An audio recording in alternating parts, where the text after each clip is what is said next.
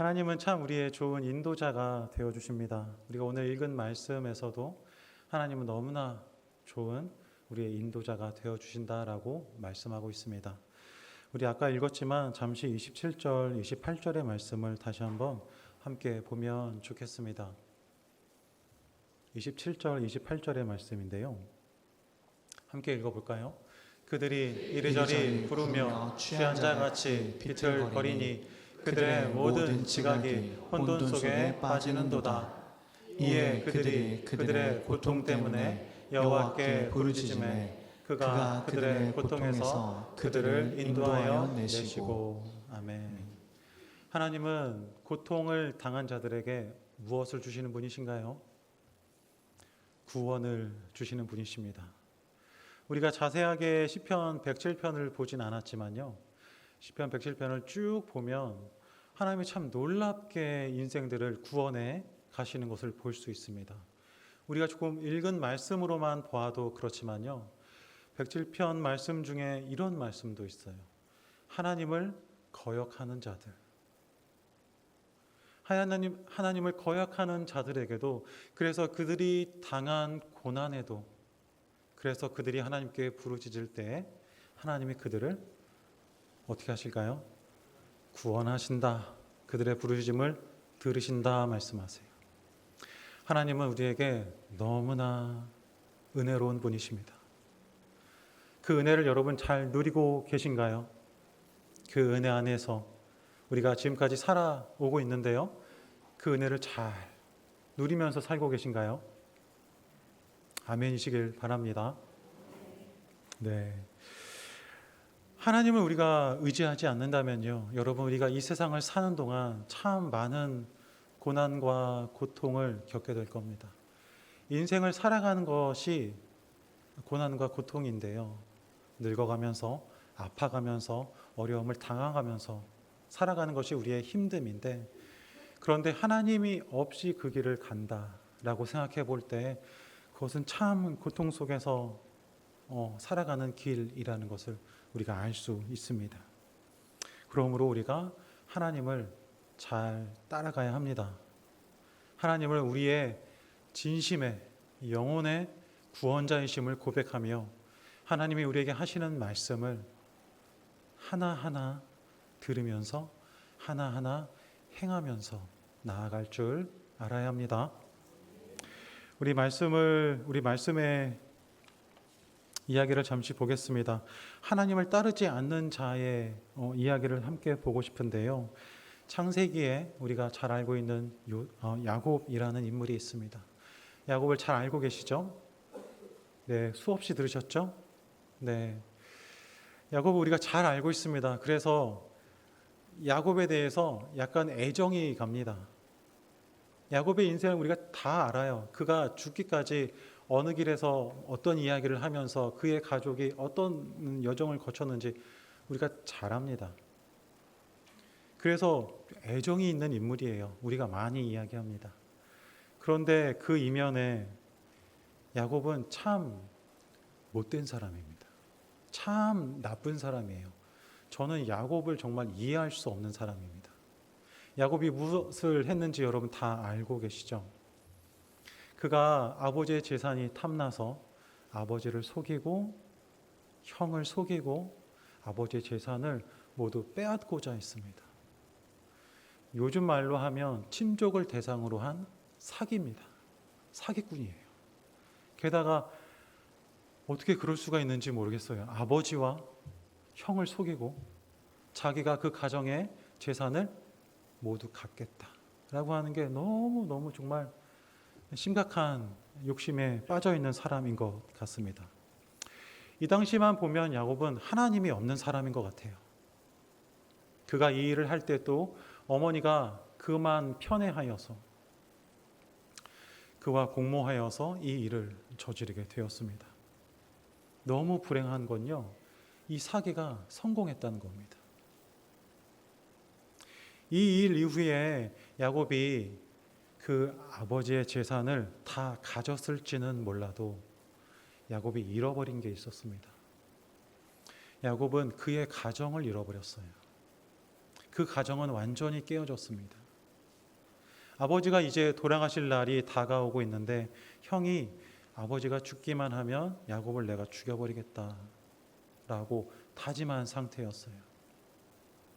순간 그 집안이 분노와 원한과 살기가 가득한 집안이 되었습니다. 그가 돈을 욕심낼 때, 그가 하나님 없는 삶을 살고자 할 때 그 가정이 완전히 무너져 버렸다는 겁니다. 그리고 그는 여기서부터 그의 고생이 시작되는데요. 형을 피해서 도망갈 수밖에 없었죠. 여기서부터 그의 고생이 시작되는데요.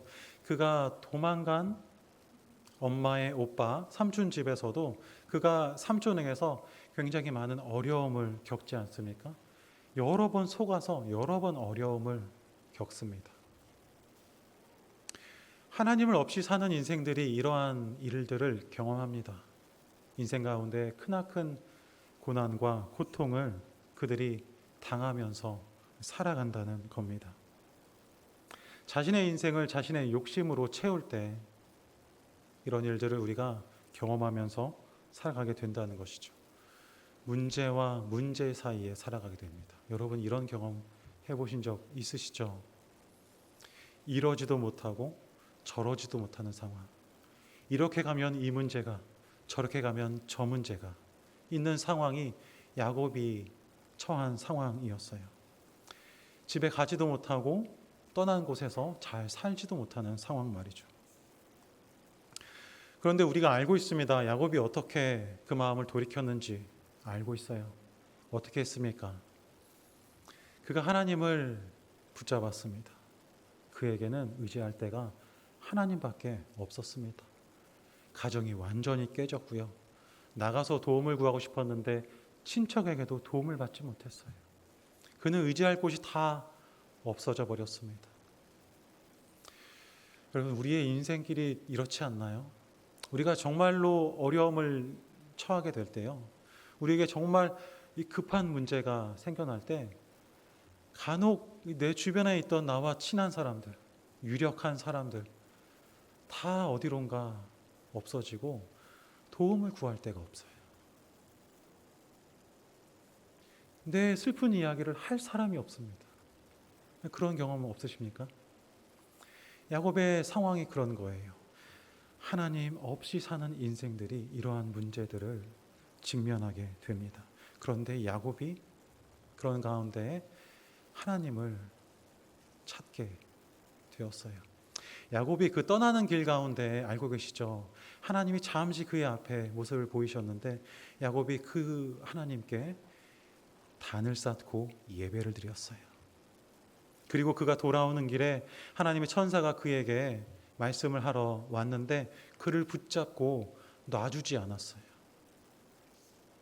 그리고 나를 축복하지 않으면 당신을 보낼 수 없습니다 라고 몸싸움을 했어요. 어떻게 천사와 몸싸움을 할 수 있습니까? 야곱이 얼마나 절실했는지 그 고난 가운데 천사를 놓아주지 않고 천사가 그를 상하게 해야만 그가 천사를 놓아줄 수 있었잖아요. 야곱은 아무것도 구할 수 없는 상황 가운데 하나님만 간절히 구하는 모습으로서 그가 점차 그가 가진 문제들을 회복해 갈 수 있었어요. 그에게 오직 하나님만이 그의 구원자가 되어 주셨습니다. 그를 도울 수 있는 사람은, 그를 도울 수 있는 자는 오직 하나님뿐이었습니다. 하나님 없는 자가 당하는 고통 가운데 헤어나올 수 있는 방법은 오직 하나님을 찾는 길뿐인 것을 우리가 야곱을 통해서 알 수 있습니다. 여러분, 하나님 없는 삶의 경우를 우리가 많이 보지 않습니까? 야곱의 경우를 보세요. 가정이 깨어지고 의지할 곳이 없는 상태를 보십시오. 얼마나 끔찍한지 모릅니다. 그것을 당해본 사람만이 알 겁니다. 하나님의 은혜를 받아본 사람만이 굳게 다짐할 수 있을 거예요. 내가 다시는 하나님의 곁을 떠나지 않으리라 라고 고백한단 말입니다. 요즘에 뉴스에서 굉장히 많은 소식들이, 안타까운 소식들이 나오고 있습니다. 아시아의 어느 국가에서 우리나라 사람들을 범죄의 대상으로 삼아서 많은 범죄를 저지르고 있다는 이야기가 많이 나오고 있습니다. 여러분, 이 일들의 뉴스를 들어보면 이 사람들이 많은 돈을 벌 수 있다라는 말에 속아서 그 나라에 갔다고 합니다. 하나님 없는 자의 삶들이 이러한 것이죠. 야곱과 같이 가족을 속이고 돈을 뺏는 삶, 내가 쉽게 돈을 벌 수 있는 선택하는 그 삶들이 말입니다. 결국은 그 결정이, 결국은 그 선택이 다시 우리를 힘들게 합니다. 우리가 다시 고난 가운데 빠지고요, 우리가 그 어려움 가운데 놓이게 됩니다. 그들이 거기 가서 정말 쉽게 돈을 벌었을까요? 그들이 거기 가서 만난 것은 다시 사기에 동원되고요, 거짓말을 해야 하고요, 폭력을 당하게 되고요, 그리고 심지어는 고문당하기도 하고, 그리고 누군가는 죽기도 했습니다. 하나님 없이 사는 삶은 이 결과를 맞이합니다. 야곱이 이 결과 가운데 고통당했고, 지금 많은 사람들이 하나님 없이 살면서 이 고통 가운데 괴로워하고 있습니다. 여러분, 세상을 보면 많은 고난과 고통이 돈에서 시작하는 것을 볼 수 있습니다. 그것이 하나님 없는 삶에서 시작하는 것이죠. 굉장히 많은 범죄와 다툼이 하나님 없이 돈을 자기 인생의 목적으로 삼고 돈으로 행복하고자 하는 마음에서 시작되고 있다는 것을 알 수 있습니다. 여러분, 세상은 누가 만들었습니까? 우리를 만드신 분이 누구십니까? 하나님입니다. 피조물은 창조자의 방법대로 살아가는 것입니다. 우리는 하나님이 우리에게 주신 방법대로 살아가야만 합니다. 그럴 때 우리가 하나님이 주시는 은혜와 평안 안에서 살 수 있습니다. 여러분들은 어떠세요? 여러분들의 삶은 어떠십니까? 무엇을 향하여 살고 계세요? 삶의 어떤 목적을 갖고 계십니까? 하나님 없이 세운 계획이 있으신가요? 그 일로 말미암아 우리가 고통당하게 될 수 있습니다. 요즘 세상을 살아가는 많은 사람들을 보면 굉장히 돈에 많은 유혹을 받고 있습니다. 여러분 잘 모르실 텐데요, 요즘 청소년 도박 문제가 굉장히 심각합니다. 제가 청소년부를 다 맡고 있기도 하고요, 또 소식들을 들어보면 아이들이 금세 음란물과 동시에 도박을 할 수 있는 그 굉장히 쉬운 방법들이 아이들에게 노출되어 있어요. 점차 청소년 도박이 심각한 문제로 떠오르고 있습니다. 아이들이 왜 합니까? 조금 용돈 벌려고 하는 겁니다. 그 돈 벌어서 비싼 옷 사려고, 그 돈 벌어서 여자친구 만나고 영화관 가고 놀려고 하는 겁니다. 그뿐입니까? 어른들은 어떻습니까? 요즘 많은 분들이 주식에 집중하고 계시죠. 투자하고 계시죠. 누군가는 코인으로 자신의 인생을 거는 분들이 있습니다. 여러분, 돈은 우리에게 주는 결과가 분명합니다. 돈을 쫓는 삶은 하나님 없는 삶입니다. 하나님 없는 삶은 그 결과는 우리에게 너무나 분명합니다. 야곱과 같은 삶, 그 이상이 없습니다. 더욱이 하나님은 이러한 삶에 대해서 분명하게 죄라고 말씀하고 있습니다. 하나님을 사랑하지 않고 하나님이 우리에게 주신 방법을 따라 살지 않고 돈을 쫓는 삶은 하나님이 함께하지 않는 삶입니다. 그것은 죄의 길이고 하나님 그 가운데 은혜 주실까? 전 잘 모르겠습니다. 하나님이 우리에게 주신 삶을 기억하십시오. 우리 신명기 말씀 함께 보면 좋겠습니다. 자, 우리 함께 읽어보도록 하겠습니다. 내 하나님 여호와를 기억하라. 그가 내게 재물 얻을 능력을 주셨습니다. 이같이 하심은 내 조상들에게 맹세하신 언약을 오늘과 같이 이루려 하심이니라. 아멘. 아멘. 예, 첫째 줄에 보면 이렇게 말씀하고 있습니다. 그가 내게 재물 얻을 능력을 주셨음이라. 하나님 우리에게 재물이 필요하실 때 재물 얻을 능력을 주시는 분입니다. 우리의 필요를 알고 계시기 때문입니다. 하나님은 우리를 채우시는 분이십니다. 예수님이 주기도문 중에 이렇게 말씀하셨어요. 일용할 양식을 주시옵고라고 말씀하셨습니다. 예수님은 하나님께 간구했습니다. 오늘 필요한 것을 내게 허락해 주십시오. 내일 필요한 건 어떻게 합니까? 예수님은 이 믿음이 있는 겁니다. 내일 필요한 것 하나님이 내일 주시리라. 하나님이 나에게 필요한 것 하나님이 아시니 오늘 필요한 것 오늘 주시리라. 오늘 구하는 겁니다. 내일 필요한 것 내일 하나님이 주실 것이다. 내일 구하는 겁니다. 하나님이 만드신 피조물의 삶은 이런 겁니다. 하나님 없이 돈을 많이 얻어서 행복을 얻고 안전을 얻고 평안을 얻어서 이제 내가 죽기까지 평안하리라 라고 말하는 것은 전혀 하나님의 뜻이 아닙니다. 이것은 우리의 생각입니다. 우리의 계획입니다. 우리의 하나님을 벗어난 죄인의 삶입니다. 하나님은 우리에게 필요한 모든 것을 허락하시는 분이십니다. 그래서 하나님 그래서 우리에게 말씀합니다. 구하라 라고 말씀하시지 않습니까? 구하면 주신다 말씀합니다. 우리가 하나님께 구하지 않습니다. 구했을 때 하나님이 주시면 우리가 만족하지 않습니다. 이거 가지고 뭘? 너무나 부족해함을 우리가 느껴요. 그리고 하나님께 더 구하고 더 구합니다. 안 되면 발로 뛰고 새벽같이 일어나서 돈 버는 일에 자신의 모든 삶을 사용합니다.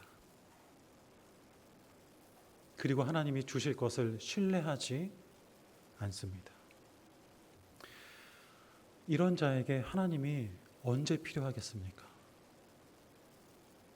하나님이 주시는 것을 만족해하지 않고 하나님께 구하지 않고 하나님이 주실 것을 신뢰하지 않는 자들은 너무나 당연하게 자신의 열심으로 자신의 인생을 살아가겠죠. 그러나 그것은 하나님이 없는 삶이라는 것입니다. 우리도 그렇게 살고 있지는 않은지 제가 여쭤보고 싶습니다. 더 많이 갖고자 노력하시는 삶이 아니신지, 그 계획과 그 목표를 가지고 살고 있지는 아니신지 제가 여쭤보고 싶습니다. 야곱의 계획이 무엇이었을까요? 그 많은 돈을 얻어서 그가 무엇을 하고 싶었을까요? 이것이 죄인의 삶입니다. 많은 것을 얻어서 내가 평안하리라. 이것이 우리의 삶이 돼서는 안 됩니다. 내 힘으로 살자. 이렇게 고백하는 순간 우리에게서 하나님은 없어지고 맙니다. 우리에게도 이런 마음이 있을 텐데요. 여러분, 우리가 왜 이런 마음을 포기 못하고 물리치지 못하고 살아갈까요? 우리에게 이런 마음이 있지 않습니까? 우리가 많은 것을 원하지 않습니까? 많은 것으로 채워서 우리가 좀 편안하고 싶은 마음이 우리에게 있지 않습니까? 왜 우리가 하나님을 믿고 하나님을 의지하고 예수님을 믿고 사는 사람들인데요. 우리가 세상을 보지 못하는 하나님을 우리가 영혼으로 만난 사람들인데 왜 하나님이 하신 말씀대로 잘 살아가지 못할까요?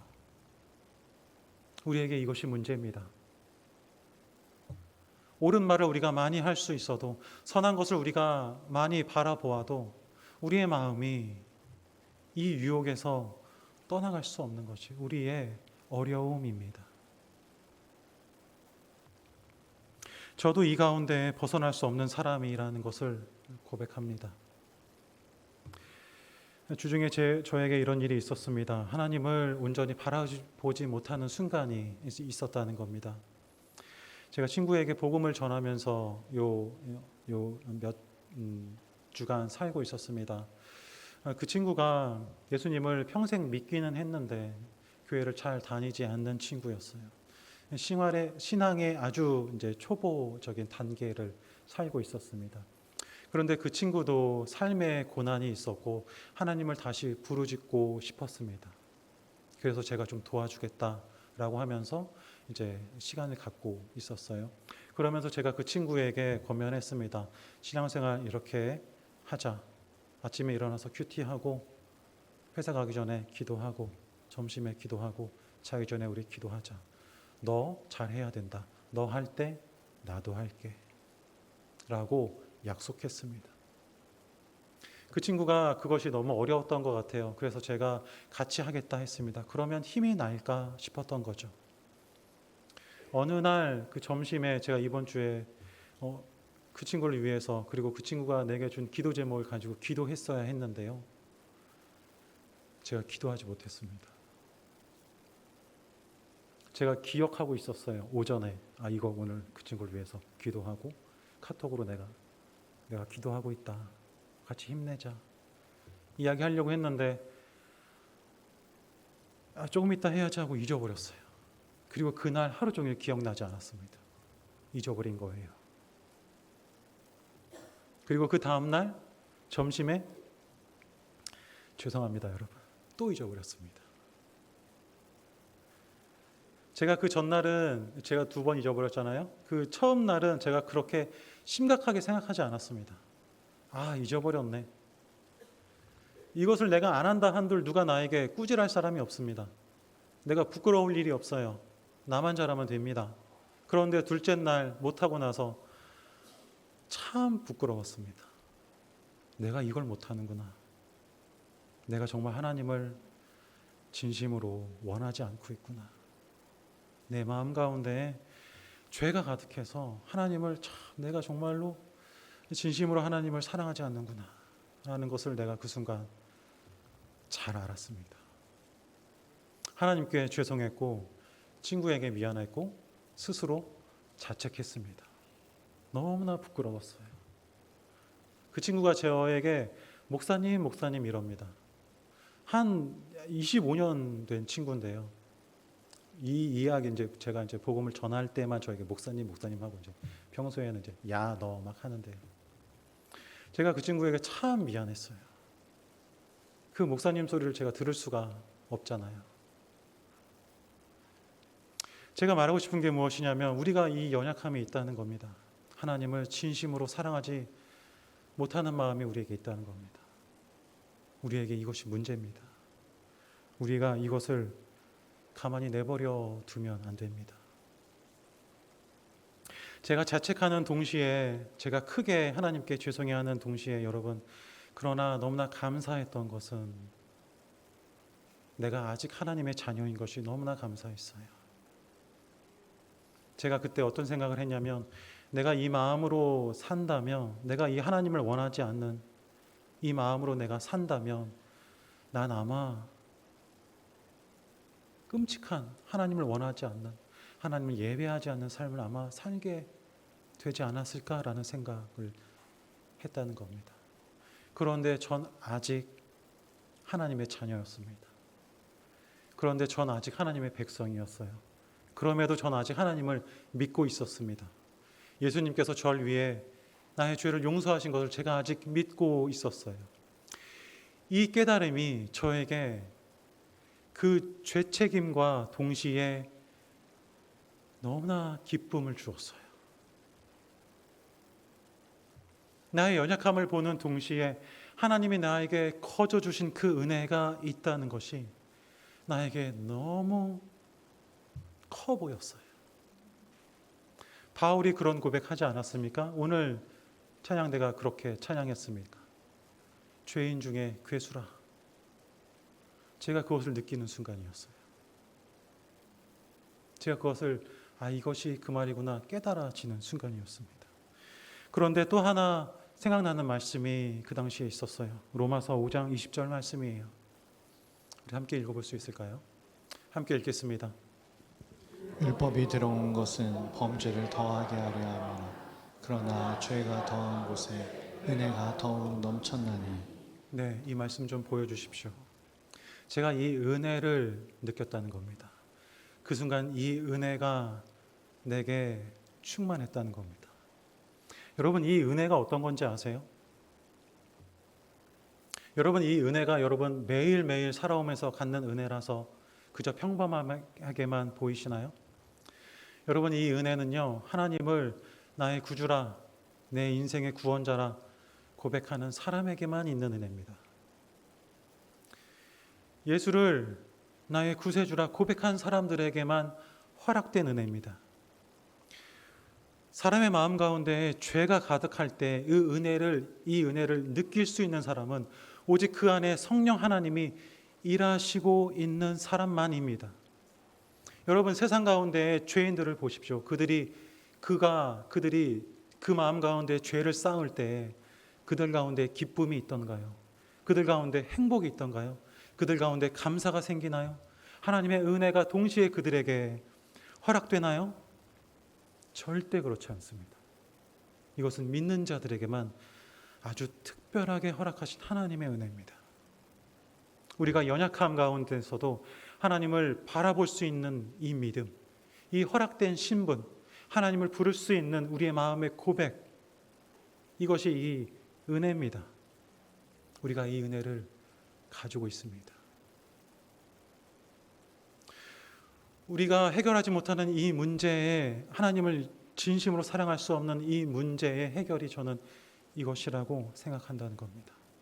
하나님이 조건 없이 주시는 영원히 유효한 우리에게 주시는 은혜 말입니다. 그리고 우리는 이 은혜에 힘 얻어 새롭게 시작할 수 있습니다. 우리가 죄 가운데 있어도 이 하나님이 주시는 놀라운 은혜 가운데 그래 내가 죄인이었지. 그러나 하나님의 은혜가 여전히 나에게 있으니 내가 다시 해보리라. 내가 다시 하나님을 찾으리라. 내가 다시 하나님의 이름을 부르리라. 할 수 있는 은혜가 바로 이 은혜란 것입니다. 이 은혜를 여러분 갖고 사는 자들이 되길 원합니다. 우리가 예수 그리스도 믿으면서 살아가는 기쁨이 무엇입니까? 바로 이 은혜를 누리는 기쁨입니다.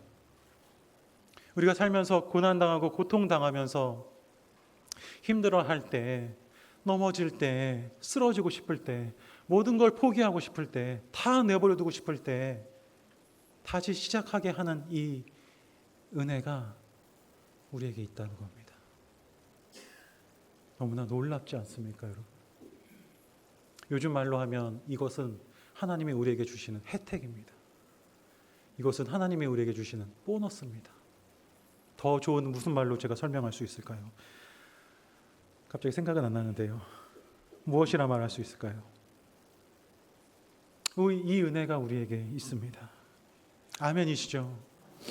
우리가 돌아설 수 있어야 합니다. 우리가 진심으로 하나님을 사랑하지 않는 우리의 마음에서 돌이켜야 합니다. 내 인생의 계획과 목적이 하나님 없는 데서 가고 있다면 돌이켜야 됩니다. 돌이킬 수 있어야 합니다. 돌아서야 합니다. 이 은혜 앞으로 나아가야 합니다.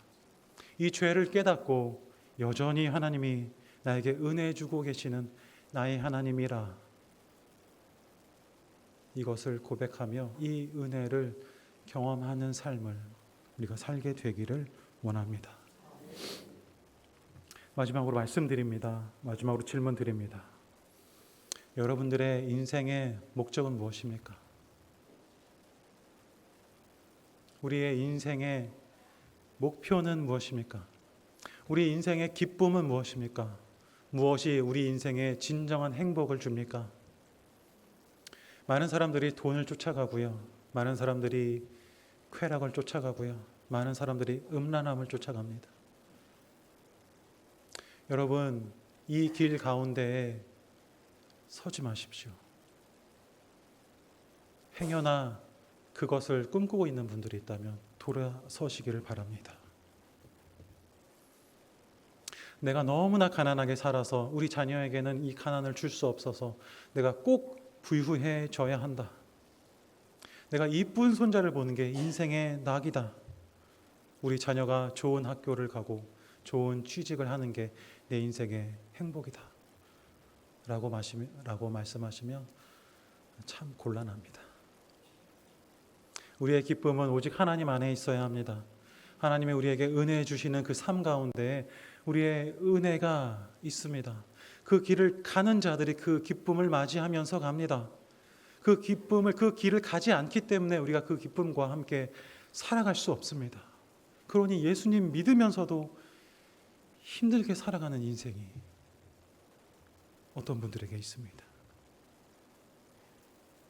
하나님 우리에게 예수님 주신 것을 기억하십시오.